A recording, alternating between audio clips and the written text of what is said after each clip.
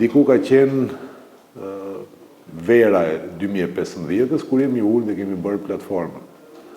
Me këto fjalë, lideri i Lëvizjes për Reforma PDSH Zjadin Sela i komenton zërët se deklarata e përbashkët e partive politike shqiptare është përfiluar në Tiranë. Ai thotë se kjo deklaratë nismat e saj ka pasur në Gostivar, pas takimit të parë me kryetaren e Rilindjes Demokratike Kombëtare Vesel Mehmeti. Sela tha se nuk ka qenë e nevojshme që lideri i LSDM-s Zoran Zaev të arsyetohet presidenti Gjorgje Ivanov me shpalosin e programit qeveritar në një konferencë për media. Unë nuk do të presi që të bëj ligj për gjuhën shqipe Zoran Zaevi ose Nikola Gruevski. Dhe ne nuk duhet të presim që këtë ligj ta bëjnë ata. Ai doli dhe shpalosi platformën e vet politike, programin e vet qeveritar të LSDM-s. Siç duket i friksuar dhe për t'i dhënë arsyetime presidentit shtetit.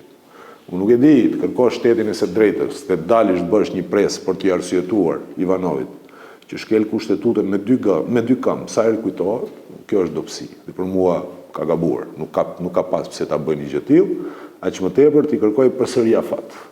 Sela thotë se VMRO DPMN deklaratën e partive shqiptare e përdor për të manipuluar popullin Maqedonas, pasi që sipas tij, përmbajtja e kësaj deklarate nuk përbën kërcënim për Maqedoninë. Nikola Gruevski tani e shfrytëzon deklaratën si një mjet politik, ku diun për të friksuar Maqedonën se çfarë po ndodh.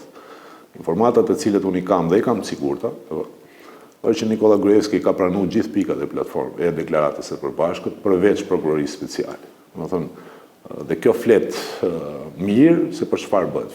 Zjadin Sela mban qëndrimin se partia e tij nuk do të heqë dorë nga deklarata e partive shqiptare deri në zbatimin e saj.